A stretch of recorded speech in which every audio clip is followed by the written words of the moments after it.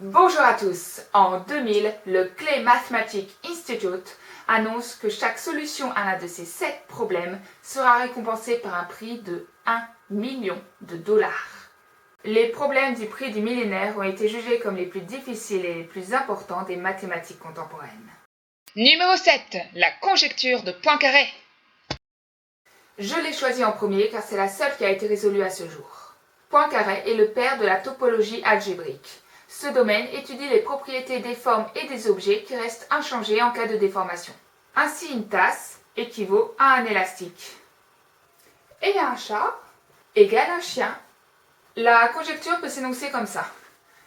Un objet en 3 dimensions peut-il avoir la propriété de rétractabilité des boucles sans pour autant être équivalent à la sphère tridimensionnelle? Une centaine d'années plus tard, la réponse fut trouvée en 2003 par le russe Grigori Perelman. Pour ses travaux, il a obtenu en 2006 la médaille Fields, qu'il a refusée, et en 2010 le prix du millénaire accompagné d'1 million de dollars, qu'il a refusé.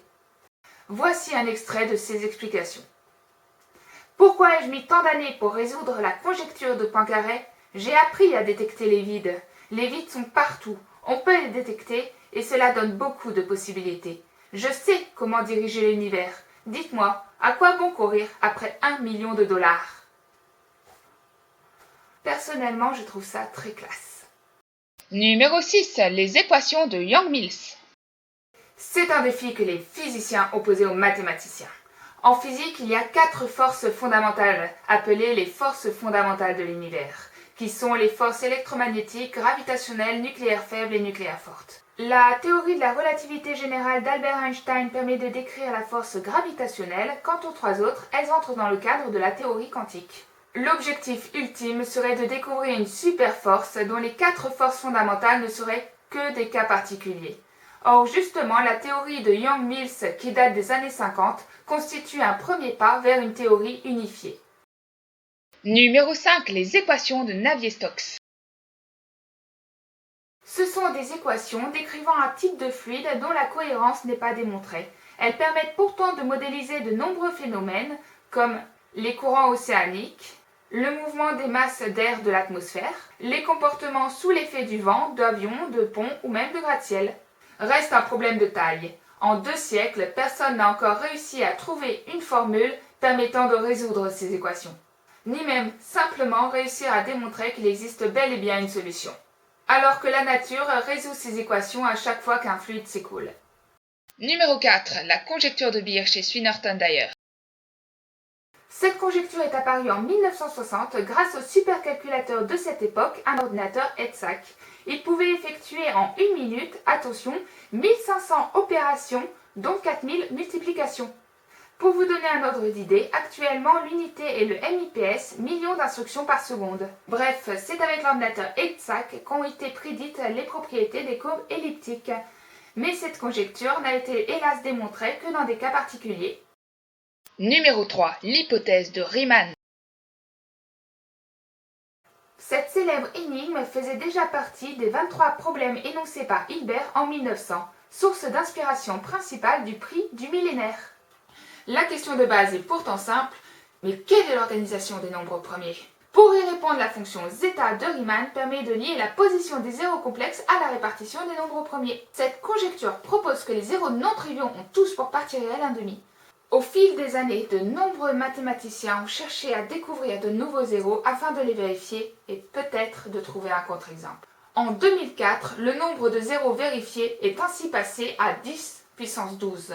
Pour anecdote, Alan Turing a lui aussi participé en 1953 en proposant une nouvelle méthode et par l'utilisation pour la première fois d'un ordinateur. De nos jours, le web regorge de pseudo-preuves de cette conjecture. Pourtant, aucune n'a encore reçu l'assentiment de la communauté des mathématiciens. Un site web les regroupe même, accompagné de quelques preuves parodiques. Quand cette conjecture sera prouvée, les répercussions atteindront les mathématiques, la physique et l'informatique, bref notre vie courante. Numéro 2. La conjecture de Hodge. Ça a été pour moi la plus compliquée à expliquer. Elle peut s'énoncer ainsi. Il est possible de calculer la cohomologie d'une variété algébrique projective complexe à partir de ses sous-variétés. Sir William Valence Douglas Hodge l'a proposé en 1950 et en gros ça donne Grâce au calcul différentiel, des objets impossibles à visualiser et à être décrits algébriquement peuvent être obtenus par d'autres objets qui, eux, admettent une description algébrique. Et le numéro 1, le problème P égale NP. Pour vous l'expliquer, je vais utiliser le problème du voyageur de commerce. On a plusieurs points, 5, et il faudrait trouver le trajet le plus court pour les relier. Un algorithme glouton compare toutes les possibilités en un temps exponentiel. Tandis que, un algorithme hyper intelligent, donc pas encore inventé, connaissant déjà pas où passer, pourrait faire le parcours en temps polynomial. Actuellement, le problème du voyageur de commerce se situe entre les deux, donc il est dit NP pour non polynomial. Étudions la stratégie de deux voyageurs de commerce avec chat et chien.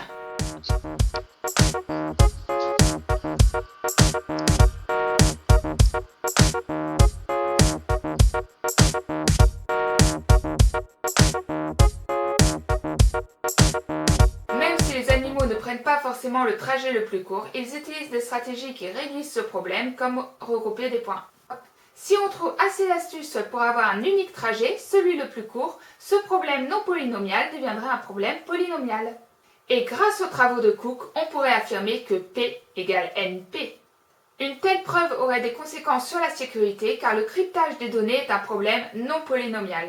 Dans cette vidéo, chaque problème est seulement survolé. Si quelqu'un est intéressé par la richesse et la gloire, il devra étudier en détail ces énigmes. Voilà, c'est fini. Merci à tous pour votre attention. Bien sûr, le classement est donné à titre personnel. Et si un sujet vous a particulièrement intéressé, n'hésitez pas à vous rendre sur le site de l'Université de Clay pour en apprendre plus. À la prochaine fois!